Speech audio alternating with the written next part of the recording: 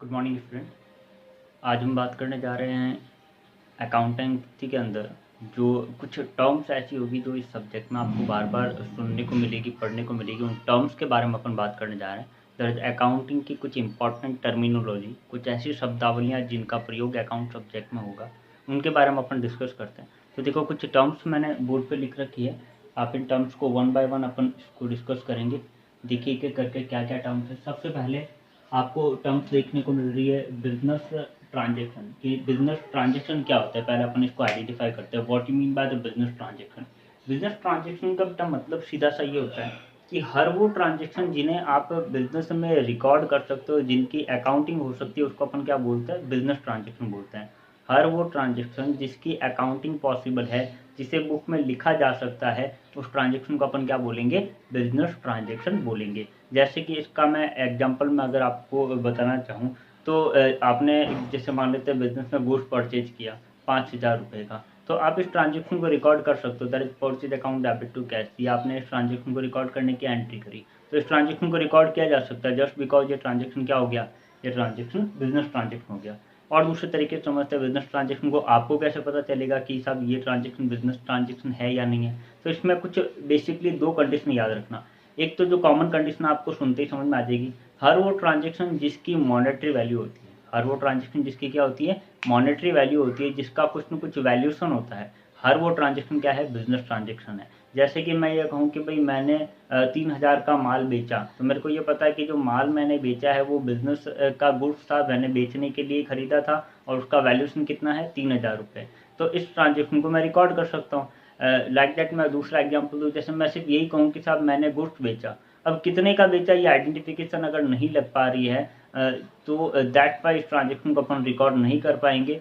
क्यों, रीजन क्या है इस ट्रांजेक्शन को रिकॉर्ड नहीं कर पाने का, कि भाई आपने माल बेचा ये तो क्लियर है, लेकिन कितने का बेचा है ये क्लियर नहीं है। तो जब तक इस ट्रांजेक्शन की कोई ना कोई मॉनेटरी वैल्यूशन नहीं मिलेगी तो अपन उस ट्रांजेक्शन को रिकॉर्ड नहीं कर पाएंगे। तो ट्रांजेक्शन को रिकॉर्ड करने के लिए फर्स्ट कंडीशन ये है कि उस ट्रांजेक्शन की कोई ना कोई मॉनेटरी वैल्यूशन होनी चाहिए। उसी ट्रांजेक्शन को अपन क्या बोलेंगे, बिजनेस ट्रांजेक्शन बोलेंगे। तो बिजनेस ट्रांजेक्शन की फर्स्ट सिचुएशन क्या हुई कि वो ट्रांजेक्शन मॉनेटरी वैल्यूशन वाला होना चाहिए, उसकी कोई ना कोई मौद्रिक उसका मूल्य होना चाहिए। जैसे कि मैं कहूँ मैंने बिल्डिंग खरीदी, अब बिल्डिंग खरीदी, ये कोई ट्रांजेक्शन नहीं हो सकता क्योंकि अमाउंट आपके पास में गिवन नहीं है। लेकिन अगर मैं ये कहूँ कि भाई मैंने 5 लाख की बिल्डिंग खरीदी, तो आप इसको श्योरली रिकॉर्ड कर सकते हो। मैंने बहुत बड़ी बिल्डिंग खरीदी, ये भी रिकॉर्डेड नहीं हो सकती क्योंकि बहुत बड़ी का कोई वैल्यूशन नहीं होता है।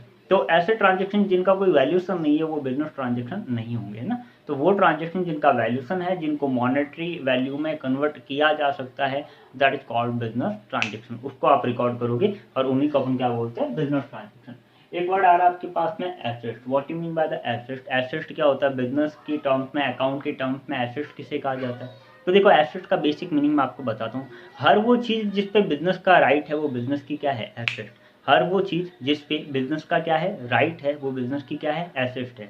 जैसे कि मैं बात करूँ कि बिजनेस जिस बिल्डिंग में आपका अपना बिजनेस रन कर रहा है, वो बिल्डिंग बिजनेस की क्या है, एसेट, बशर्ते कि वो बिल्डिंग किराए की ना हो। अगर किराए की है तो फिर वो अपनी एसेट नहीं है। लेकिन अगर वो अपनी घर की है, आपने खुद ने खरीदी हुई है, कंपनी या बिजनेस के डॉक्यूमेंट या बिजनेस के नाम पर वो बिल्डिंग है, तो वो बिजनेस की क्या मानी जाएगी, एसेट मानी जाएगी। बिजनेस में काम आने वाला फर्नीचर बिजनेस की क्या है, एसेट है। बिजनेस में काम आने वाली मशीनरी बिजनेस की क्या है, एसेट है। क्योंकि वो सारी चीजें जिस पर बिजनेस का हक माना जाता है, जो बिजनेस ने खरीदी है काम में लेने के लिए, मैं भी शॉर्ट टर्म हो सकती है, लॉन्ग टर्म के लिए काम आ सकती है, उनको क्या बोला जाएगा, बिजनेस की एसेट। कुछ एग्जांपल देता हूँ, जैसे कि बिल्डिंग हो गया, यानी कि जिसमें बिजनेस चल रहा है, वो अगर आपने खरीदी हुई है, आपके खुद के नाम पर है, बिजनेस के नाम पर है, तो बिजनेस की एसेट है। बिजनेस में काम आने वाला फर्नीचर या कोई इलेक्ट्रिसिटी मशीनरी, यानी कि फैन, कूलर, एसी वगैरह, ये सब बिजनेस की एसेट है। अगर मान लो मैं एग्जांपल लूँ एक स्कूल का, तो स्कूल के अंदर जो बेंचेज वगैरह होती है वो बिजनेस की क्या है, एसेट मानी जाएगी। स्कूल में जो क्लासरूम में बोर्ड लगा हुआ है वो बिजनेस की क्या मानी जाएगी, एसेट मानी जाएगी। यानी इनको खरीदा गया है काम में लेने के पर्पज के साथ में, इसका मतलब इनको बेचना, इनको रीसेल करना अपना ऑब्जेक्टिव नहीं है। That is called asset of the business.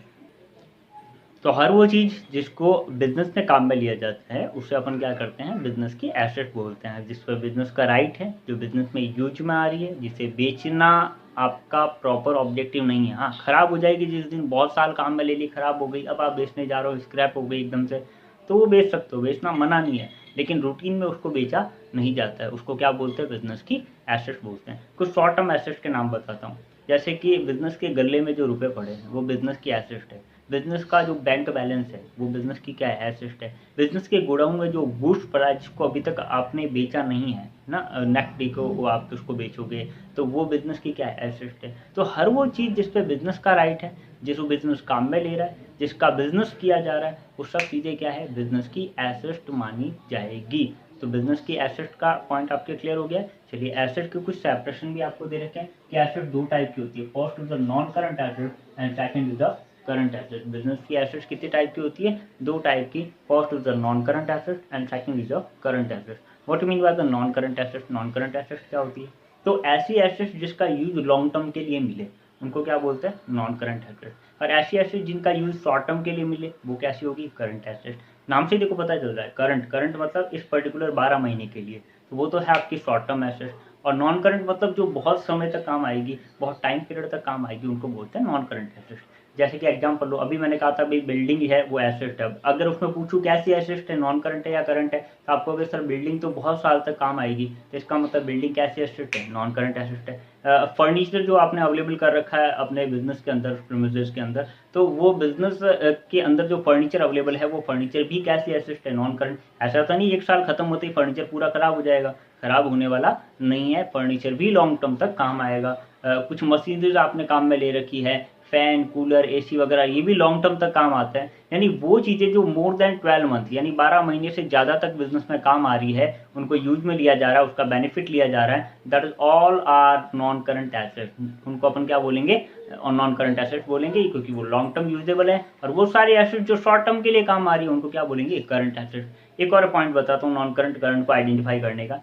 ऐसी एसेट जिनका वैल्यूशन बहुत ज़्यादा फ्लक्चुएट होता है, जिनका वैल्यूशन बहुत ज़्यादा, जिनकी वैल्यू बहुत ज़्यादा चेंज होती है, उनको अपन बोलते हैं करंट एसेट। और जिनकी वैल्यू बहुत ज़्यादा चेंज नहीं होती है उनको बोलते हैं नॉन करंट। यानी लॉन्ग टर्म एसेट की वैल्यू बहुत ज़्यादा चेंज नहीं होती है, इसलिए इनको क्या बोलेंगे? Non current. और शॉर्ट टर्म एसेट की वैल्यू बहुत ज़्यादा चेंज होती है, इनको बोलेंगे करंट एसेट। एग्जाम्पल देता हूँ, जैसे मान लेते हैं कि आज की तारीख में आपके बिजनेस की बिल्डिंग की वैल्यू है 10 लाख। ऐसा तो नहीं 1 घंटे बाद में वो 11 लाख की हो जाएगी, या 1 घंटे बाद में 9 लाख की हो जाएगी। इतना ज़्यादा फ्लक्चुएशन बिल्डिंग में देखने को नहीं मिलेगा। आपके बिजनेस में जो फर्नीचर है उसमें एकदम से इतना चेंज नहीं होगा। लेकिन अगर मैं इन्हीं की जगह बात करूँ करंट एसेट की, जिनका वैल्यूशन बहुत ज़्यादा चेंज होता है, उनके एग्जाम्पल लूँ, जैसे गले में कैश पड़ी है, बिजनेस की एसेट है, लेकिन कैश एसेट है, तो कैश में बहुत ज़्यादा चेंज होता है। 1 घंटे पहले 5,000 थी, हो सकता है अगले ही 1 घंटे बाद में वो 15,000 हो जाए।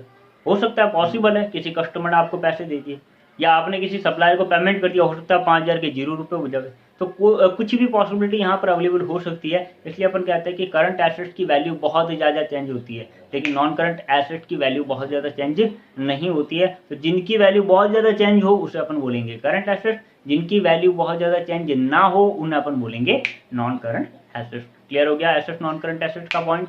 ध्यान देते रहना बेटा, बहुत इंपॉर्टेंट पॉइंट है ये। टर्मिनोलॉजी आगे आने वाली क्वेश्चंस के अंदर काम आने वाली है आपके। जब तक ये पॉइंट आपके क्लियर नहीं होंगे, आगे वाले क्वेश्चंस में आपको प्रॉब्लम क्रिएट हो सकती है ना। तो इन टर्म्स को, इन वर्ड को आप क्लियर करते रहना। और देखते हैं कुछ वर्ड।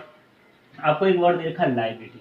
देखो, लाइबिलिटी का बेसिक मीनिंग होता है, अगर आपको यानी कि एज अ बिजनेस आपको किसी को कुछ देना है, यानी बिजनेस की जो रिस्पॉन्सिबिलिटी है, बिजनेस को किसी चीज का पेमेंट करना है, that is called liability of the business. जैसे बिजनेस ने बैंक से लोन लिया, बिजनेस ने बैंक से लोन लिया, तो उस लोन का आपको पेमेंट करना, that is called liability of the business. Business को लोन का पेमेंट करना ही पड़ेगा, है ना, बहुत जल्दी आपको पेमेंट करना पड़ेगा। और अगर मैं बात करूं, जैसे आपने किसी ऐसी पार्टी से उधार में माल खरीद लिया है जिसको आपने अभी तक पेमेंट नहीं किया है, तो वो पेमेंट आपको करना पड़ेगा। विद इन द 12 मंथ में आपको पेमेंट करना पड़ेगा। आपको ज़्यादा टाइम तक उधार नहीं मिलेगा, पेमेंट उस उधारी का आपको चुकाना पड़ेगा। तो ये भी बिजनेस की क्या है? लाइबिलिटीज है। यानी हर वो अमाउंट जो बिजनेस को पे करना है, जो बिजनेस को पे करने का ऑब्लिगेशन क्रिएट हो रखा है, that all are known as the liability of the business. उसे क्या कहते हैं? बिजनेस की लाइबिलिटी। एग्जाम्पल मैंने आपको बता दिया, बैंक लोन हो गया।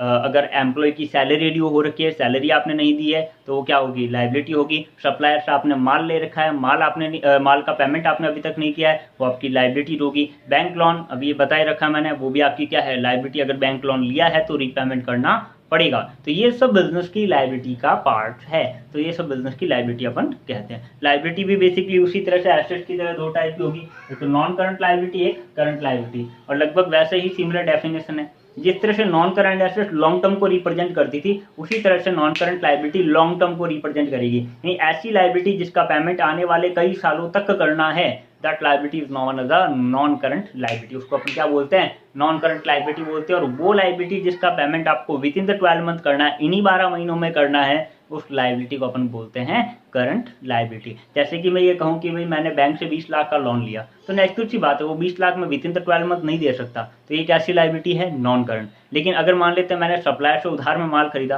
तो उसको मैं ये नहीं कह सकता भाई आपको पैसा मैं 5 साल बाद दूंगा, 10 साल बाद दूंगा, नहीं, विद इन द 12 मंथ, 2 महीने 3 महीने बाद आपको पैसा देना पड़ेगा। एम्प्लॉय की सैलरी ड्यू है, लेबर की वेजेस ड्यू है, तो ऐसी कंडीशन में उसका पेमेंट आपको विद इन द 12 मंथ यानी कि with in the 1 and 2 month भी आपको देना पड़ सकता है। तो ये सब कैसी लायबिलिटी होती है? Current liability. लॉन्ग टर्म तक इसे होल्ड नहीं किया जा सकता है, तो इसे अपन क्या बोलते हैं?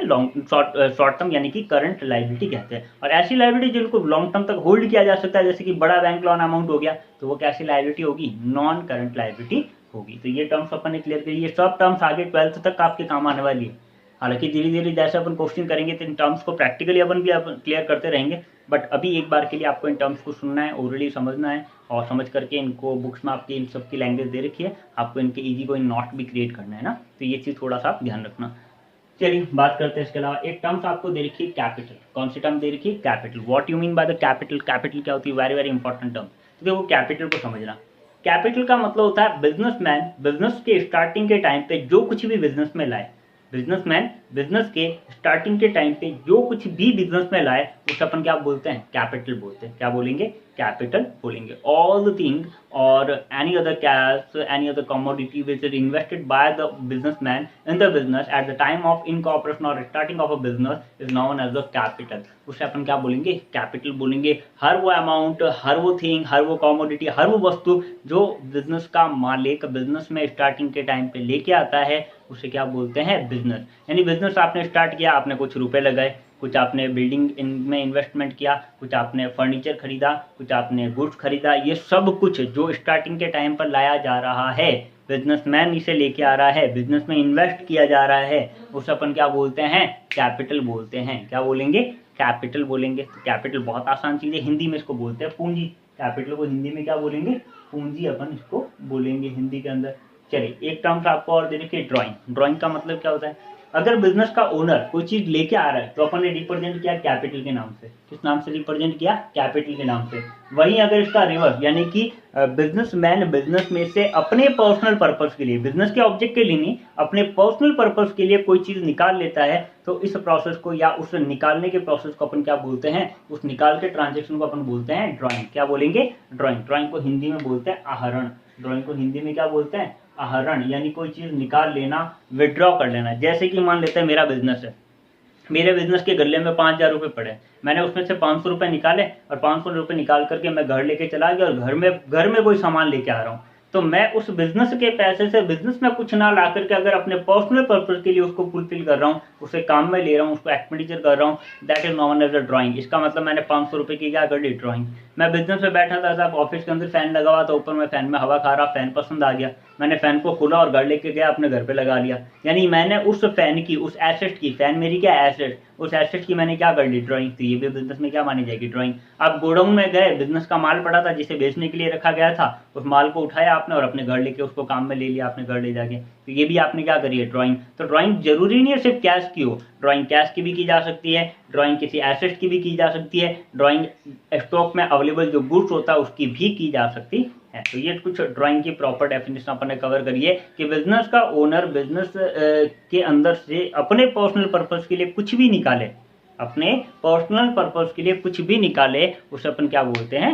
ड्राइंग बोलते हैं। That is the definition of drawing. तो ड्राइंग अपन ने कवर अप कर लिया। अब बात करते हैं गुड्स। गुड्स क्या होता है?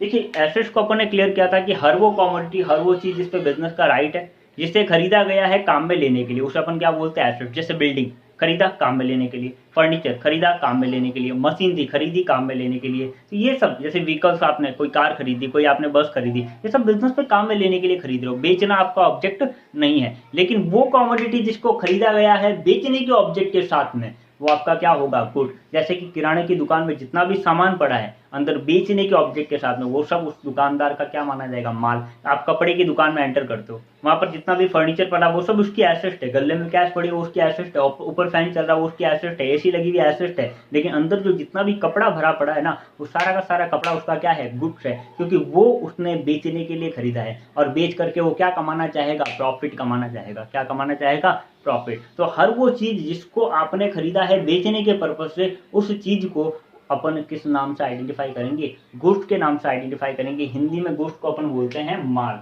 गुड्स को हिंदी में क्या बोलेंगे बेटा, माल अपन बोलेंगे। इस टर्म्स को क्लियर कर देना।